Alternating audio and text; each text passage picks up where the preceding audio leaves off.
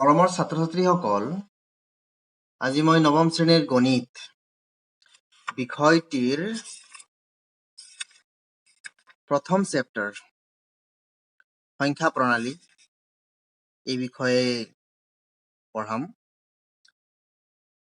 তোমালোকে আগৰ শ্ৰেণীবিলাকত পাই আহিছা স্বাভাৱিক সংখ্যা, পূৰ্ণ সংখ্যা, অখণ্ড সংখ্যা। এই চেপ্টাৰটোত তোমালোকে পৰিমেয় সংখ্যা, অপৰিমেয় সংখ্যা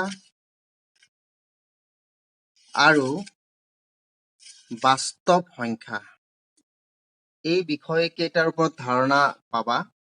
স্বাভাৱিক সংখ্যা একৰ পৰা আৰম্ভ হয়, তাৰপিছত অসীমলৈ বাঢ়ি যায়।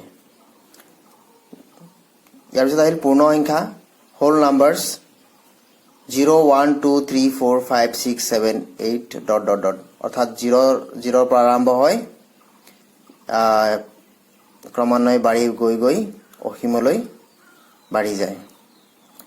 অখণ্ড সংখ্যা ইন্টিজাৰ্ছ চোৱা তোমালোকে 0ৰ সোঁফালে কি আছে 1, 2, 3, 4, 5, 6, 7, 8 ... অৰ্থাৎ অসীমলৈ বাঢ়ি যায়। 0ৰ বাওঁফালে কি আছে -1, -2, -3, -4, -5 ... অসীমলৈ ক্ৰমান্বয়ে কমি যায়। এই অখণ্ড সংখ্যাসমূহক আমি বাস্তৱ সংখ্যা ৰেখা বা সংখ্যা ৰেখাত আমি প্ৰকাশ কৰিব পাৰোঁ। চোৱা 0ৰ সোঁফালে 1, 2, 3, 4, 5, 6 এনেকৈ আছে আৰু 0ৰ বাওঁফালে -1, -2, -3, -4 এই সংখ্যাসমূহ আছে। অৰ্থাৎ 0ৰ সোঁফালে থকা সংখ্যাবিলাক ধনাত্মক অখণ্ড সংখ্যা আৰু 0ৰ বাওঁফালে থকা সংখ্যাসমূহ ঋণাত্মক অখণ্ড সংখ্যা। ইয়াৰ পিছত আহিল কি পৰিমেয় সংখ্যা, ৰেচনেল নাম্বাৰ্ছ। চোৱা যিবোৰ সংখ্যা p/q আৰ্হিত প্ৰকাশ কৰিব পাৰি সেই সংখ্যাবোৰক আমি পৰিমেয় সংখ্যা বুলি কওঁ, য'ত pq অখণ্ড সংখ্যা আৰু q কেতিয়াও 0 হ'ব নোৱাৰে। অৰ্থাৎ যিবোৰ সংখ্যা আমি ভগ্নাংশ আকাৰত প্ৰকাশ কৰিব পাৰোঁ আৰু হৰ কেতিয়াও 0 নহয়। উদাহৰণস্বৰূপে 2/3, ইয়াতে এই সংখ্যাটো p/q আকাৰতে আছে। -4/5 এইটো p/q আকাৰত আছে অৰ্থাৎ ভগ্নাংশ আকাৰত আছে। 5/7 p/q আকাৰ অৰ্থাৎ ভগ্নাংশ আকাৰত আছে। তাৰপিছত আহিল 0 কিন্তু আমি p/q আকাৰত দেখা নাই, যদিও আমি ইয়াক প্ৰকাশ কৰি ল'ব পাৰোঁ। 0/1 হিচাপে লিখিব পাৰোঁ বা 0/2 হিচাপে লিখিব পাৰোঁ। চোৱা তোমালোকে 0ক আমি 0/1, 0/4 এই হিচাপে আমি লিখিব পাৰোঁ। একেদৰে 1ক আমি 1/1 বা 2/2 হিচাপে প্ৰকাশ কৰিব পাৰোঁ। 2ক আমি 4/2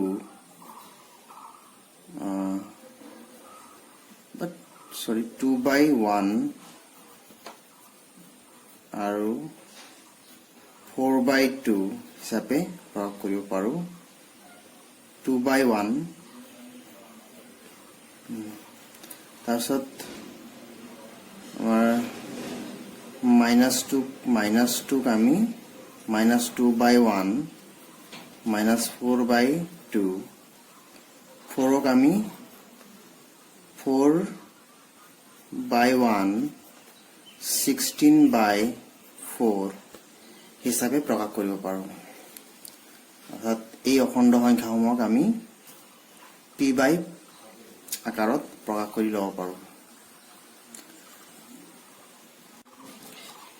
এতিয়া তোমালোকে কেইটামান উক্তি মন কৰা। চোৱা প্ৰথমে চোৱা প্ৰতিটো স্বাভাৱিক সংখ্যাই এটা পূৰ্ণ সংখ্যা। প্ৰতিটো পূৰ্ণ সংখ্যাই এটা স্বাভাৱিক সংখ্যা। এই দুটা উক্তি প্ৰথমে লৈছোঁ। এতিয়া কৈছে কি প্ৰতিটো স্বাভাৱিক সংখ্যা এটা পূৰ্ণ সংখ্যা। ইয়াত চোৱা প্ৰতিটো স্বাভাৱিক সংখ্যা আমি যদি পূৰ্ণ সংখ্যাত চাওঁ, ইয়াত চোৱা 0 বাদ দি বাকীখিনি গোটেইখিনি স্বাভাৱিক সংখ্যাই হয় গতিকে ইয়াতে আমি ক'ব পাৰো যে প্ৰতিটো স্বাভাৱিক সংখ্যাই কি হ'ব প্ৰতিটো স্বাভাৱিক সংখ্যাই কি হ'ব ইয়াতে প্ৰতিটো স্বাভাৱিক সংখ্যাই কি হ'ব পূৰ্ণ সংখ্যা হৈ আছে চোৱা এই স্বাভাৱিক সংখ্যাবিলাক ইয়াতে আছে গতিকে প্ৰতিটো স্বাভাৱিক সংখ্যা ইয়াতে কি হৈ আছে এই পূৰ্ণ সংখ্যাত অন্তৰ্ভুক্ত হৈ আছে তে প্ৰতিটো স্বাভাৱিক সংখ্যাই কি হ'ব পূৰ্ণ সংখ্যা তে চোৱা তোমালোকে আমি যদি শূন্যটো আমি ইয়াতে বাদ দিও গোটেইখিনি কি হৈ যাব স্বাভাৱিক সংখ্যা হ'ব প্ৰতিটো স্বাভাৱিক সংখ্যাই কি হ'ব প্ৰতিটো স্বাভাৱিক সংখ্যাই পূৰ্ণ সংখ্যা হ'ব কিন্তু আমি উলুটাকৈ যদি কওঁ গতিকে এই উক্তিটো শুদ্ধ এই উক্তিটো শুদ্ধ সত্য বা সঁচা এতিয়া আমি উলুটাকৈ যদি ভাবো যে প্ৰতিটো পূৰ্ণ সংখ্যাই এটা প্ৰতিটো পূৰ্ণ সংখ্যা স্বাভাৱিক সংখ্যা বুলি কৈছে গতিকে চোৱা এক স্বাভাৱিক সংখ্যা দুই স্বাভাৱিক সংখ্যা তিনি স্বাভাৱিক সংখ্যা কিন্তু শূন্যটো স্বাভাৱিক সংখ্যা নহয় গতিকে প্ৰতিটো পূৰ্ণ সংখ্যা অৰ্থাৎ শূন্য স্বাভাৱিক সংখ্যা নহয় গতিকে প্ৰতিটো পূৰ্ণ সংখ্যা স্বাভাৱিক সংখ্যা নহয় গতিকে এই উক্তিটো কি হ'ব আমাৰ অসত্য হ'ব বা মিছা হ'ব ইয়াৰ পিছৰ আমি ইয়াতে চাওঁ এইটো পিছত চাম প্ৰতিটো পূৰ্ণ সংখ্যাই এটা অখণ্ড সংখ্যা প্ৰতিটো পূৰ্ণ সংখ্যাই অখণ্ড সংখ্যা চোৱা ইয়াতে চোৱা কি আছিলে পূৰ্ণ সংখ্যা 0 1 2 3 4 5 6 7 এনেকৈ আছিলে এই অখণ্ড সংখ্যাকে এই পূৰ্ণ সংখ্যাকেইটা এই অখণ্ড সংখ্যাৰ সংগ্ৰহটোত আছে চোৱা 0 1 2 3 4 5 6 7 এইখিনি ইয়াতে আছে গতিকে গোটেইখিনি পূৰ্ণ সংখ্যাই তাৰমানে অখণ্ড সংখ্যা হ'ব অৰ্থাৎ আমি ক'ব পাৰো যে প্ৰতিটো পূৰ্ণ সংখ্যাই এটা স্বাভাৱিক সংখ্যা এই উক্তিটো কি হ'ব সত্য হ'ব একেদৰে উলুটোকে সৰি এইটো নহয় এইটো আমি কোৱা নাই আমাৰ ইয়াতে এইটো নহয় এইটো প্ৰতিটো পূৰ্ণ সংখ্যাই এটা অখণ্ড সংখ্যা ঠিক আছে নেক্সট তাৰ উলুটাকৈ প্ৰতিটো অখণ্ড সংখ্যা বুলি ক'লে চোৱা -1 -2 -3 -4 -5 এই অখণ্ড সংখ্যাসমূহ পূৰ্ণ সংখ্যা হ'ব বাৰু হ'ব জানো নহয় গতিকে আমাৰ এই উক্তিটো কি হ'ব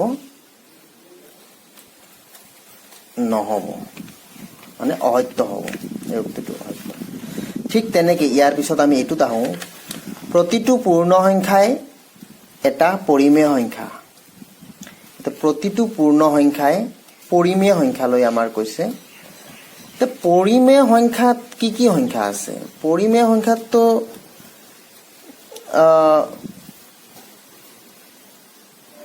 এই পূৰ্ণ সংখ্যাবিলাক গোটেইখিনি ইয়াতে থাকিব গতিকে প্ৰতিটো পূৰ্ণ সংখ্যাই কি হ'ব